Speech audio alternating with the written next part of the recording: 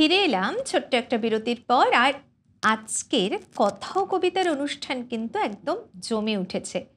Kids special এপিসোডে ছোট্ট ছোট্ট খুদে খুদে বন্ধুদের সুন্দর সুন্দর আবৃত্তি শুনছি। ছোট হলেও তারা কিন্তু বড়দের থেকে কম যায় না। তারা কি সুন্দর সুন্দর কবিতা বলছেন বলুন তো। আর আপনারাও যারা পর্দার ওপারে আছেন তারা ভাবছেন তাদের ছোট ছোট মানুষগুলোকে নিয়ে আসবেন, তো তার জন্য যোগাযোগ করুন 9433531731 এই নাম্বারে। আর নিয়ে আসুন আপনাদের ছোট্ট ছোট্ট মানুষগুলোকে কথা ও কবিতার এই ছোটদের স্পেশাল এপিসোডগুলোতে। এখন আমার সাথে এসে উপস্থিত হয়েছে, কি নাম? শ্রীনিধি ব্যানার্জি। শ্রীনিধি, শ্রীনিধিকে একটু টেনশনে আছিস? এত সুন্দর লাগছে না তোকে দেখতে, তোর জামাটা খুব সুন্দর পছন্দ হয়েছে আমার, জানিস। তুই আর একটু ভালো করে হাসতো। হ্যাঁ, কি সুন্দর লাগছে বলুন। হাসলে কত সুন্দর লাগে না দেখতে? ক্যামেরাটাতে দেখা যাবে তো তোকে, হাসলে খুব সুন্দর লাগছে। তুমি তো আজকে আমাদেরকে কবিতা শোনাবে, তাই তো? প্রথমে কি কবিতা শোনাবে? কাতুকুতু বুড়ো। কাতুকুতু বুড়ো শোনাবে? একদম হাসির কবিতা তো, তাহলে হাসি হাসি মুখ করে চলো শুনি। নমস্কার, কবি সুকুমার রায়ের লেখা কাতুকুতু বুড়ো। আর যেখানে যাও না রে ভাই সপ্ত সাগর পার, কাতুকুতু বুড়োর কাছে যেও না খবরদার। সর্বনেশে বৃদ্ধ সে ভাই, যেও না তার বাড়ি। কাতুকুতুর কুলপি খেলে ছিঁড়বে পেটের নাড়ি। কোথায় বাড়ি কেউ জানে না, কোন সড়কের মোড়ে। একলা পেলে জোর করে ভাই গল্প শোনায় পড়ে। বিদঘুটে সব গল্পগুলো না জানি কোন দেশি, শুনলে পরে হাসির চেয়ে কান্না আসে বেশি।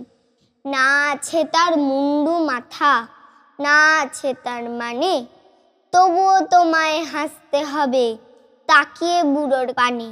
কেবল যদি গল্প বলে তাও থাকা যায় সয়ে, গায়ের উপর সুড়সুড়ি দেয় লম্বা পালক লয়ে। কেবল বলে হো হো হো, কেষ্টদাসের পিসি, ব্যস্ত খালি কুমড়ো কচু, হাঁসের ডিমার তিসি।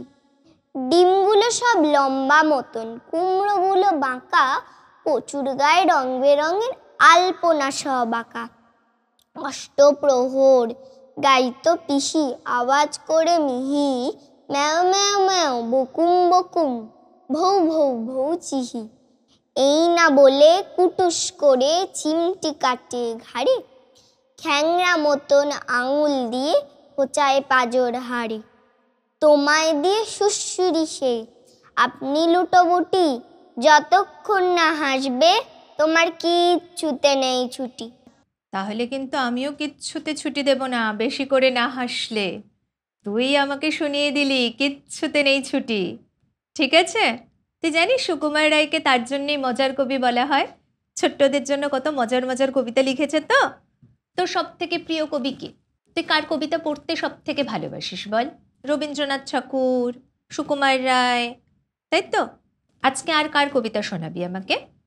রবীন্দ্রনাথ। দেখেছিস, রবীন্দ্রনাথ ঠাকুরের কবিতা। কি কবিতা শোনাবি? পুতুল ভাঙা। ওরে বাবা, পুতুলের মতন মেয়ে, পুতুল ভাঙা কবিতা শোনাবে, বলো। 7-8 27 আমি বলেছিলাম বলে, গুরুমশাই আমার পরে উঠল রাগে জ্বলে। মাগো তুমি 5 পয়সায় এবার রথের দিনে সেই যে রঙিন পুতুল খানি আপনি দিলে কিনে। খাতার নিচে ছিল ঢাকা, দেখালে এক ছেলে, গুরুমশাই রেগে মেগে ভেঙে দিলেন ফেলে। বললেন তো দিন রাত্রির কেবল যত খেলা, একটুও তোর মন বসে না পড়াশোনার বেলা। মাগো আমি জানাই কাকে, ওর কি গুরু আছে? আমি যদি নালিশ করি এক্ষুনি তার কাছে। কোনো রকম খেলার পুতুল নেই কি মা ওর ঘরে? সত্যি কি ওর একটুও মন নেই পুতুলের পরে? সকাল সাজে তাদের নিয়ে করতে গিয়ে খেলা, কোনো পড়াই করেনি কি কোনো রকম হেলা। ওর যদি সেই পুতুল নিয়ে ভাঙেন কেহ রাগে, বল দেখি মা ওর মনে তা কেমন তর লাগে। নমস্কার। বাহ, নমস্কার, কি সুন্দর। তোর পুতুল আছে অনেকগুলো? অনেক পুতুল আছে। শ্রীনিধি কোন ক্লাসে পড়িস? Class 1। Class 1 your school south point. South পয়েন্টে পড়িস? তোর অনেক বন্ধু আছে আর তুই পুতুল নিয়ে খেলিস? খেলিস না আবার? তাহলে কি কি করিস? আবৃত্তি তো শিখিস, আর কি শিখিস? ড্রয়িং শিখি। ড্রয়িং শিখিস আর পড়াশোনা করিস আর গান করি। আবার গানও করিস?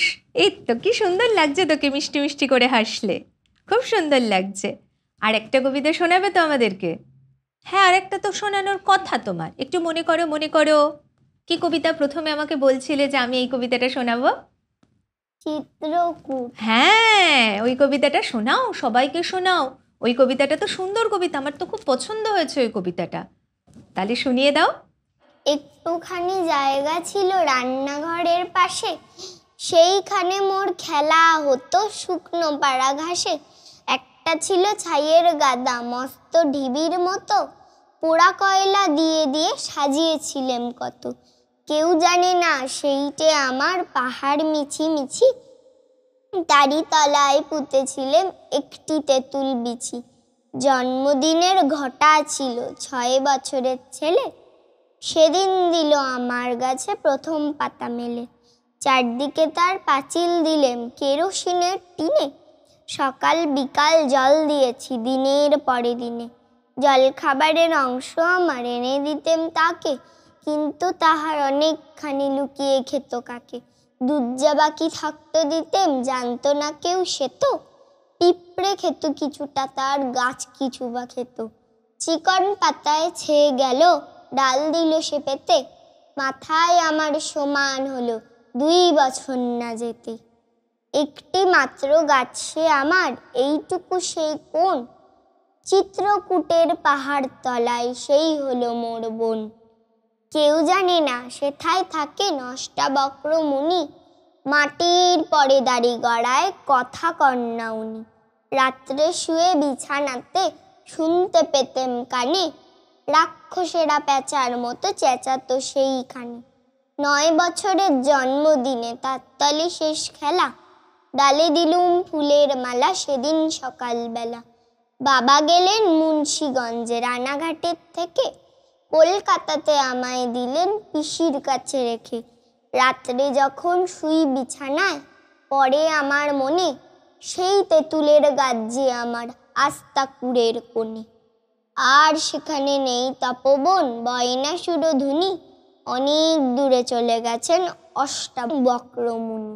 অষ্টাবক্রমুনি, এত বড় কবিতাটা তুই মুখস্থ রেখেছিস শ্রীনিধি, তাও ক্লাস 1-এ? তুই তো অনেক বড় কবিতা মুখস্থ করতে পারিস, তুই এত বড় বড় কবিতা মুখস্থ করিস? আচ্ছা তুই বল, তোর এখানে এসে কেমন লাগলো? ভালো। কবিতা বলে কেমন লাগলো? ভালো। আমাদের আড্ডাটা কিন্তু শেষ করতে একদম ইচ্ছা করছে না, ছোট্ট ছোট্ট মানুষেরা রয়েছে তোর সাথে, কিন্তু সময় তো বাধা। আপনারা যারা কথা কবিতার সাথে থাকেন তারা নিশ্চয়ই আজকের এই নতুন এপিসোডে নতুন প্রযোজনার কাজগুলোতে ভীষণ আনন্দ পেয়েছেন। আপনারা আমাদের সাথে থাকবেন, সব সময় কথা ও কবিতার সাথে থাকবেন। শ্রীনিধি কবিতার সঙ্গে থেকো। নমস্কার।